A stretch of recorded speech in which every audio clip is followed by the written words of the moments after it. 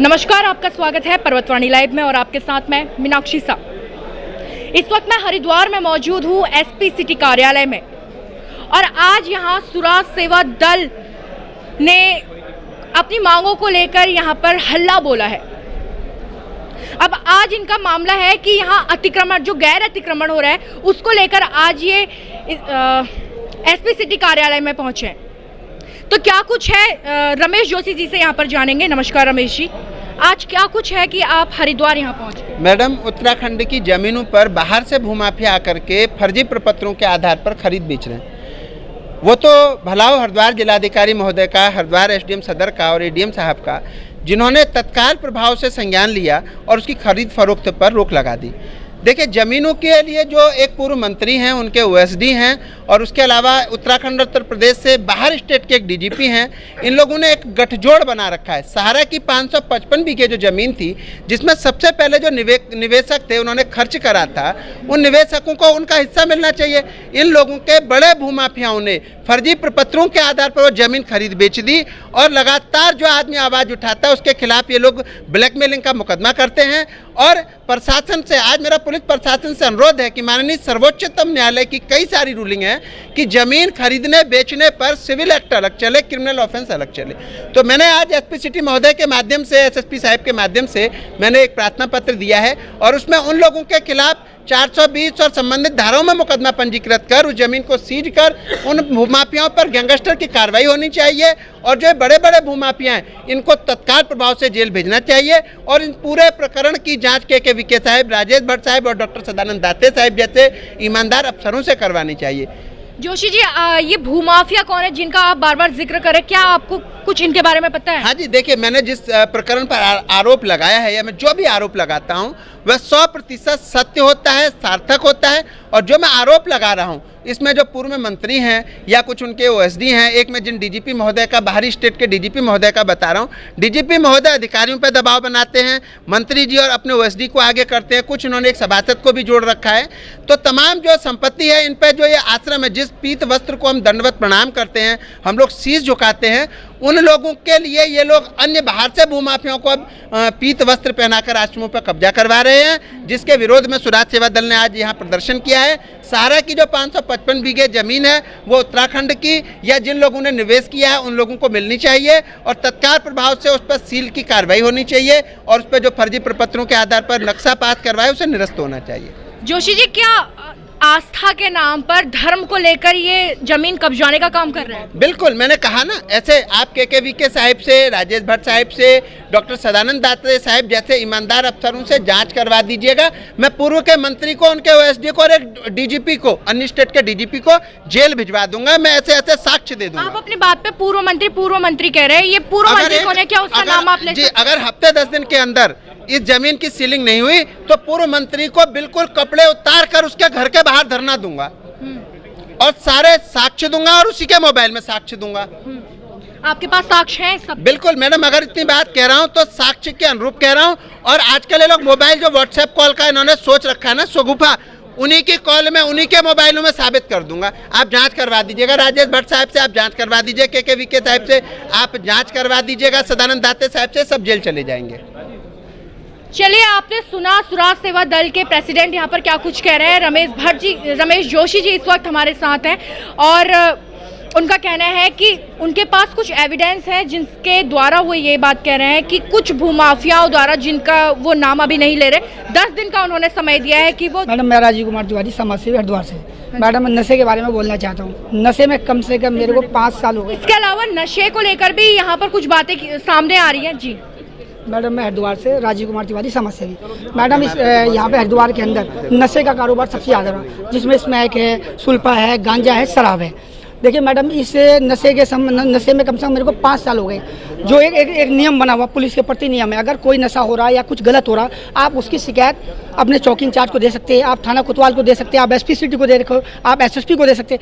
अगर कहीं भी 3 साल कम नहीं होते, 3 साल शिकायत में, 3 साल हो गए शिकायत करते हुए और 575 में प्रार्थना पत्र भेज चुका हूँ। आज तक किसी भी कोई कार्रवाई नहीं। अगर किसी बड़े को अधिकारी को फ़ोन करो तो फ़ोन उठाता नहीं, उसका पीआरओ का नंबर दिया जाता है। अगर पीआरओ का फ़ोन करो तो कहता है कोई नहीं, हम अभी करवाते हैं। अब हमें थोड़ी पता कि उसने चौकी इंचार्ज को फ़ोन किया नहीं किया, कोतवाल को फ़ोन किया नहीं किया। मैं आपको सिस्टम बता दूं, जो सच है, जो हकीकत है, ये नशे कारोबार चल रहा, इसमें कहीं ना कहीं पुलिस सम्मिलित है। मैं कह रहा चलो ठीक है, अगर वो नहीं सम्मिलित है, इसमें नहीं भ्रष्टाचार में लिप्त है, तो जो आदमी इस चीज़ में लगा हुआ उसका सपोर्ट तो करें, क्योंकि झूठे मुकदमे, झूठे केस, मैं खुद जेल भुगत के आया हूँ। अब अगर प्रशासन के अधिकारी जिन्हें जिम्मेदारी दे रखी है, जो सरकार ने जिम्मेदारी दे रखी है इन्हें, जो भी सरकार आती है उनकी भूमिका है, उनकी जिम्मेदारी है, कोई अपराध पनपे ना। पुलिस चाहे तो अपराध खत्म हो सकता है, पुलिस चाहे तो सब व्यवस्था ठीक हो सकती है, मगर पुलिस अपना काम ठीक से नहीं कर रही। और जितने भी आप नंबर करेंगे, अधिकारियों से बात करेंगे, अगर मौका भी मिल गया अधिकारियों से बात करने का आपको, तो बंद कमरे में आपको डराया जाएगा, धमकाया जाएगा, और आम आदमी डर के मारे बोलता नहीं। मेरे जैसे आदमी बोल रहे हैं, इसलिए झूठे मुकदमे हो रखे हैं, सब कुछ हो रखा है। आज हरिद्वार के अंदर जो नशो कारोबार हो रहा है, उसमें कहीं ना कहीं पुलिस का हाथ है, प्रशासन का हाथ है, वो करने को तैयार नहीं है। ऊपर से फ़ोन आते हैं, किसके आते हैं हमें तो पता नहीं, मगर 3 साल में वो लड़ाई में देख चुका हूँ, कोई कार्रवाई ठीक से नहीं हुई। चले, तो लगातार आप ये जो कवरेज है ये हरिद्वार से आप देख रहे हैं, जिसमें नशे के खिलाफ और अवैध कब्जे के खिलाफ यहाँ पर सुराज सेवा दल ने मोर्चा खोला हुआ है, और कहीं ना कहीं जो अवैध कब्जे हैं उसमें एक बड़े मंत्री का नाम यहाँ पर सामने आ रहा है, जिसको 10 दिन का समय यहाँ पर दिया गया है। तो एसडीएम हरिद्वार इस वक्त हमारे साथ है। नमस्कार सर। नमस्कार मैम। सर, जिस तरीके से आज सुराज सेवा दल ने एक विषय उठाया है कि यहाँ पर भू अतिक्रमण किया जा रहा है, उस पर आप क्या कुछ कहेंगे? नहीं, देखिए, स्वराज सेवा दल से जो हमारे प्रेसिडेंट है रमेश जोशी जी, इनके द्वारा हमेशा ही पब्लिक इंटरेस्ट से जुड़े हुए इश्यूज़ रेज़ किए जाते हैं। ये पहला टाइम नहीं है, इनके द्वारा हमेशा ही किया जाता है। आपके द्वारा 2-3 इश्यूज़ सामने लाए गए हैं। नंबर 1 है जो सहारा का हरिद्वार में लैंड है, 555 बीघा लैंड है, तो उस पर उनका कहना है कि जो आम पब्लिक से जुड़े लोगों ने उसमें पैसा इन्वेस्ट किया है, तो उसको अनावश्यक रूप से कोई व्यक्ति जब तक उसमें प्रॉपर इंक्वायरी ना हो तब तक उसको कोई सेल आउट ना करे।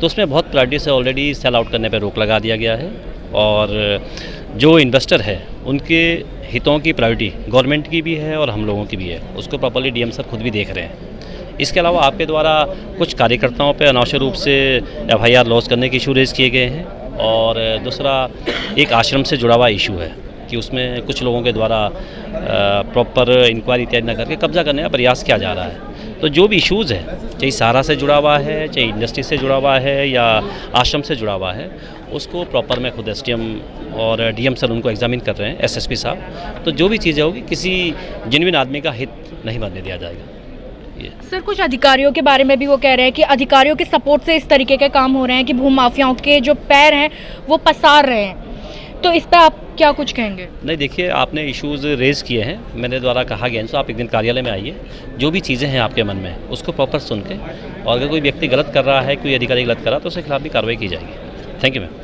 एक व्यक्ति को मूर्ख बनाया बेनामी संपत्ति पर, बेनामी संपत्ति के पैसे लिए और उसको कब्जा दे दिया, और बाद में उस बेनामी संपत्ति की उन्होंने जांच नहीं करी। सिटी मजिस्ट्रेट महोदय साहब ने उस पर लिखा भी जांच के लिए, इन्होंने उल्टा उसी महिला पे चोरी का मुकदमा कर दिया और उसे रोज धमकाने लगे, उसे प्रताड़ित करने लगे। ये लोग तो सबसे बड़े डाकू तैयार रखे, सबसे बड़े दलाल तैयार रखे। अब निशंक जी का शासनकाल भी आपको बताता हूँ। बीएचईएल के जो स्कूल है, केंद्रीय विद्यालय, हम गरीबों के बच्चे वहां पढ़ते थे, वो शिक्षा मंत्री थे, उन्होंने क्या करा, बीएचईएल के वो स्कूल बंद होने लगे। आज वो देखो, वो कह रहे कि मैं ये करता। आप केंद्रीय शिक्षा मंत्री रहे, आप सांसद रहे, आपके ही शासन काल में केवी स्कूल बंद होने जा रहे। क्या है आपका, आप लोगों की संलिप्तता क्या है, आप लोगों के पास योजनाएं क्या है, आप लोगों के कार्यकाल में क्या हुआ? आप लोगों ने सिवाय जमीन हड़प करने के, उद्योगों में पार्टनरशिप करने के, गोवा में होटल बनाने के, विदेशों में होटल बनाने के, एक दूसरे मंत्री विधायक आपस में लड़ने के और जनता को नुकसान देने के अलावा इन्होंने कुछ नहीं करा। कोई इनकी कार्यप्रणाली नहीं रही, इनकी कार्यप्रणाली को धिक्कार है। और आज तक इस जनपद में कुछ ईमानदार अफसर आए, जैसे केवीके साहब, विनय शंकर पांडे जी भी अच्छा कार्य करे, एक साल में लोग उनके पीछे भी पड़ेंगे, देखिएगा, क्योंकि इस जिले में जो अच्छे कार्यकाल करते हैं उनको लोग टिकने नहीं देते। राजेश भट्ट साहब जैसे ईमानदार अफसर भी इस जिले में दिए, उनके अलावा मुझे बता दीजिएगा। अजय जी जो कहता हो कि मैं बहुत ईमानदार हूं, उसको लाइए, मैं उसका चिट्ठा उसी के फोन में दिखा दूंगा, अपने फोन की भी जरूरत नहीं पड़ेगी। खैर, आज अब हम अपने धरने की रूपरेखा को शुरू करते हैं कि आज हम धरना किन किन बिंदुओं पर दे रहे हैं, क्या क्या हमारे बिंदु हैं, किसके प्रकार से हम अग्रिम कार्रवाई करेंगे। इन बिंदुओं पे अब हम करते हैं। एक, सहारा की 555 बीघे लैंड, इन भूमाफिया बेच दी। माननीय सर्वोच्च न्यायालय की रूलिंग है, मैं कई 100 रूलिंग दिखा दूंगा। बेचने वालों से ज्यादा मुकदमा खरीदने वाले पर होना चाहिए। इन लोगों को क्या रूलिंग का नहीं पता है? इन लोगों को सहारा की 555 बीघे जमीन में जिलाधिकारी महोदय ने जब रोक लगा दी तो इनको क्या तत्काल प्रभाव से 420, 67, 68, 71, 120 बीआईपीसी में मुकदमा पंजीकृत करके क्या उन पर गैंगस्टर की कार्रवाई नहीं करनी चाहिए थी? मैं पूछना चाहता हूं, क्या उनको इस जमीन को तत्काल प्रभाव से 145 की कार्रवाई करके उसको सीज करके सरकार में विलय करके उस जमीन के जो निवेशक थे जिन्होंने उसमें निवेश करा था, क्या उनको नहीं देना चाहिए था? ये जिम्मेदारी पुलिस प्रशासन की है या नहीं है? क्या लैंड ऑर्डर मेंटेन करना इनकी नैतिक जिम्मेदारी नहीं है? यहाँ की जिम्मेदारियां क्या है इनकी? शराब तस्करों के साथ, जो नशाखोर है उनके साथ संलिप्तता, यह है इनकी कार्यप्रणाली। जमीनों के लिए दबाव बनाना, यह है इनकी कार्यप्रणाली। लोगों को घर से बुला लेना, उनके खिलाफ झूठे मुकदमे लिख देना, यह है इनकी कार्यप्रणाली। अरे एक व्यक्ति ने अगर सरकार को शिकायत कर दी तो वो ब्लैकमेलर कैसे हुआ? ब्लैकमेलर तो ये है। भ्रष्टाचार का मतलब क्या होता है? भ्रष्टाचार केवल पैसे लेन देन का मतलब नहीं होता। भ्रष्टाचार का मतलब है कि आप अपने कार्य को सही रूप से नहीं कर रहे हैं, यह भी भ्रष्टाचार की श्रेणी में आता है। जोशी जी, इस हरिद्वार से संबंधित आम पब्लिक से जुड़ा हुआ कभी भी कोई इशू हो संज्ञान में लाइए, हम सब लोग मिलकर टीम के रूप में काम करेंगे। धन्यवाद। तो फिलहाल अभी मेरे साथ इतना ही। आप बने रहिएगा पर्वतवाणी लाइव के साथ।